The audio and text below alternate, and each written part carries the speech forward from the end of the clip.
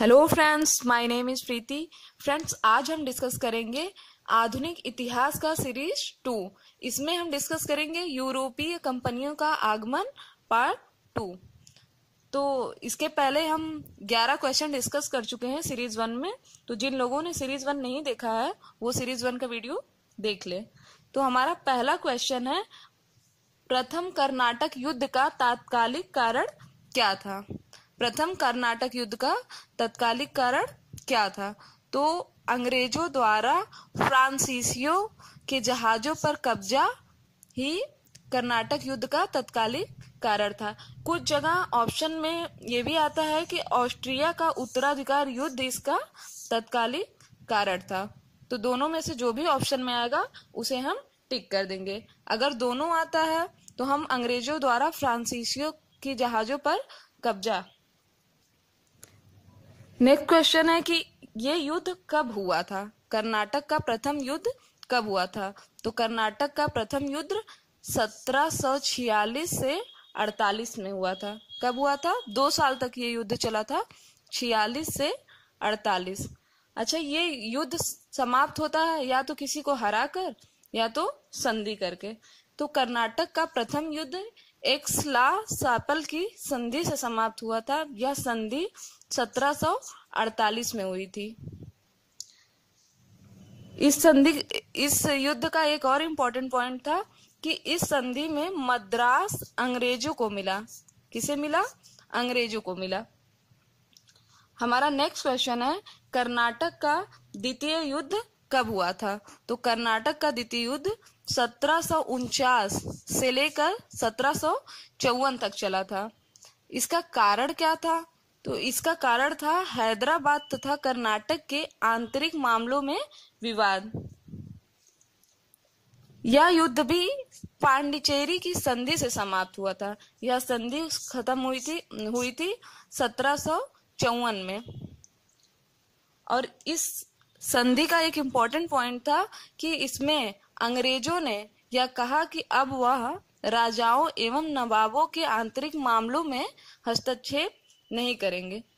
पहले कर्नाटक युद्ध में मद्रास अंग्रेजों को मिल गया। दूसरे कर्नाटक युद्ध में अंग्रेजों ने ये कहा कि अब हम राजाओं एवं नवाबों के आंतरिक मामलों में हस्तक्षेप नहीं करेंगे। नेक्स्ट बात करते हैं तृतीय कर्नाटक युद्ध। ये हुआ था 1758 से 1763 में। इसका कारण क्या था?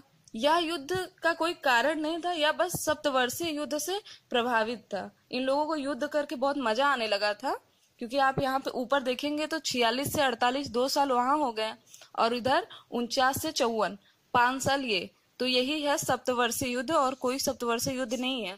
कर्नाटक का प्रथम युद्ध और द्वितीय युद्ध के जो साल है उन्हीं दोनों साल को जोड़ेंगे तो 7 वर्ष हो जाएंगे। तो इसी युद्ध से ये प्रभावित था। यह कैसे समाप्त हुआ था? तो यह पेरिस की संधि से समाप्त हुआ था। ये क्वेश्चन, इससे कूट के क्वेश्चन बनते हैं कि कर्नाटक का युद्ध दे देगा तीनों, और किस किस चीज से समाप्त हुआ था, किस किस संधि से समाप्त हुआ था। अच्छा, इसी समय 1760 में वांडीवास का युद्ध हुआ था।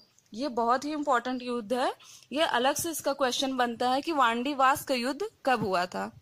तो वांडीवास का युद्ध 1760 ईस्वी में हुआ था। यह इसमें इंग्लिश कंपनी ने फ्रांसीसियों को पराजित किया था। अंग्रेजों ने फ्रांसीसियों को बुरी तरह पराजित किया था इस युद्ध में। नेक्स्ट बात करते हैं, भारत में फ्रांसीसियों ने अपना पहला कारखाना कहाँ लगाया? तो भारत में फ्रांसीसियों ने अपना पहला कारखाना सूरत में लगाया 1668 में। कहाँ लगाया? सूरत में लगाया सन 1668 में। किसके शासनकाल में लगाया? तो लुई 14वें के शासनकाल में। उस समय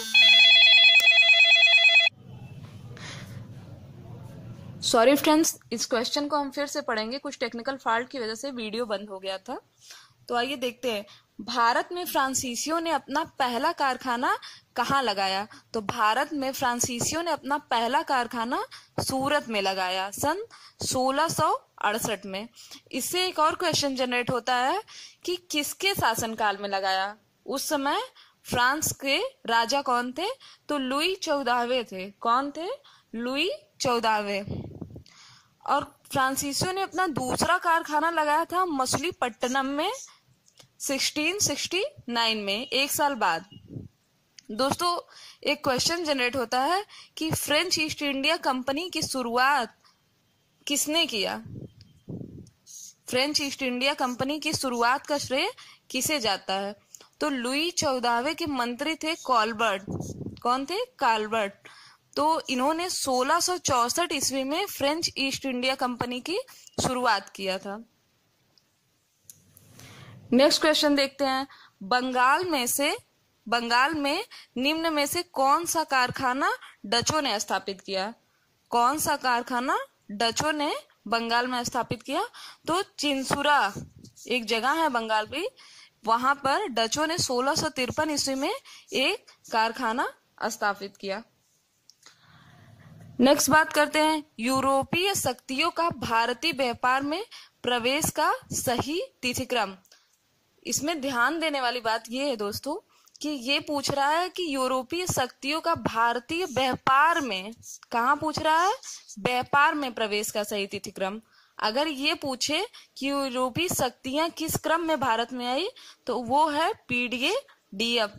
पहले पुर्तगाली आए, फिर डच आए, फिर अंग्रेज आए, फिर डेनिश आए, फिर फ्रांसीसी आए। और इन्होंने पूछा है भारतीय व्यापार में, तो व्यापार में प्रवेश का क्रम है, सबसे पहले पुर्तगाली कंपनी आई, उसके बाद अंग्रेज कंपनी आई, ये गलती से नीचे लिख दिया है, तो उसके बाद अंग्रेज कंपनी आई, फिर डच ईस्ट इंडिया कंपनी आई 1602 में, उसके बाद डेन ईस्ट इंडिया कंपनी आई 1616 में, और सबसे लास्ट में फ्रांसीसी ईस्ट इंडिया कंपनी आई। दोस्तों इसमें ये क्वेश्चन कंफ्यूजन का है, तो इसे थोड़ा ध्यान से पढ़िएगा। इनके आने का क्रम है पीडीए डीएफ। क्या है? PDA DF. लेकिन अगर भारतीय व्यापार में प्रवेश करने का क्रम पूछे तो पहले पुर्तगाली है, फिर अंग्रेज है, फिर डच है, पीएडी डीएफ रहेगा। नेक्स्ट दोस्तों बात करेंगे इससे रिलेटेड कुछ इंपॉर्टेंट पॉइंट्स, यूरोपियों के आगमन से रिलेटेड कुछ इंपॉर्टेंट पॉइंट। तो देखते हैं, पुर्तगालियों की हिंद महासागर में व्यापारिक नीति क्या कहलाती थी? ये क्वेश्चन मोस्ट इंपॉर्टेंट है, ये कई बार एग्जाम में पूछा जा चुका है कि पुर्तगालियों की हिंद महासागर में व्यापारिक नीति क्या कहलाती थी? तो इसे ब्लू वाटर पॉलिसी कहते थे। क्या कहते थे? Blue water policy. Next, Bharat में प्रिंटिंग प्रेस लाने का श्रेय किसे जाता है? तो प्रिंटिंग प्रेस लाने का श्रेय पुर्तगालियों को जाता है। किसे जाता है? पुर्तगालियों को।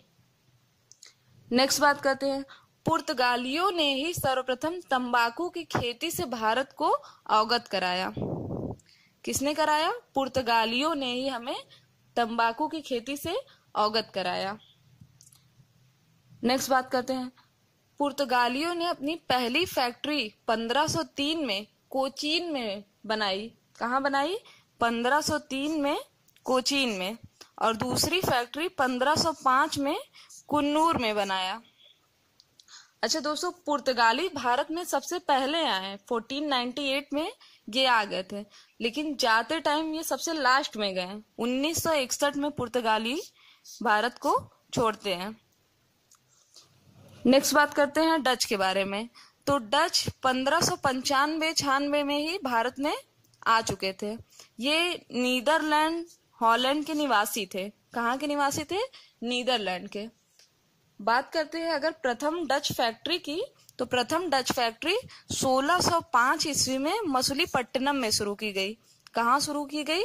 मछलीपट्टनम में। दोस्तों एक इम्पोर्टेंट क्वेश्चन पूछता है कि डचों ने स्वर्ण सिक्के या पैगोडा कहाँ ढाला? तो पुलिकट में ढाला। तो होता यह है कि 1610 ईस्वी में डचों और चंद्रगिरी के राजा के बीच एक समझौता होता है। समझौते के फलस्वरूप पुलिकट में ये एक कारखाना खोलते हैं या फैक्ट्री खोलते हैं। इसी स्थान को ये अपना मुख्यालय भी बनाते हैं। और यहीं पर स्वर्ण सिक्के ढालते हैं, जिन्हें पैगोडा भी कहा जाता है। अच्छा, पुर्तगाली को तो सबसे ज्यादा प्यार भारत में मसालों से था, वो मसालों का व्यापार करते थे सबसे ज्यादा। लेकिन डचों ने वस्त्रों के निर्यात पर जोर दिया। तो क्वेश्चन ये बनता है, भारतीय वस्त्र को निर्यात की वस्तु बनाने का श्रेय किसे जाता है? तो डचों को जाता है। किसे जाता है? डचों को। दोस्तों, हमने यूरोपीय कंपनी के आगमन से लगभग सभी क्वेश्चन कवर कर लिए हैं। इसके आगे भी हम कंटिन्यू रखेंगे इस सीरीज को। अगर आपको ये वीडियो पसंद आया तो चैनल को सब्सक्राइब करें, शेयर करें और लाइक करना ना भूलें। दोस्तों, कल से हम न्यूज़पेपर भी शुरू कर रहे हैं। इसमें हम करंट अफेयर जो इम्पोर्टेंट है, तो इसे हम जनवरी से स्टार्ट करेंगे। जनवरी से जितने भी करंट अफेयर है इम्पोर्टेंट, उन्हें हम डेली डिस्कस करेंगे। पहले जनवरी से कवर करेंगे, उसे मार्च तक ले आएंगे, फिर मार्च से पूरा कंटिन्यू करेंगे। तो ये डेली बेसिस पे नहीं रहेगा करंट अफेयर, ये वीकली रहेगा।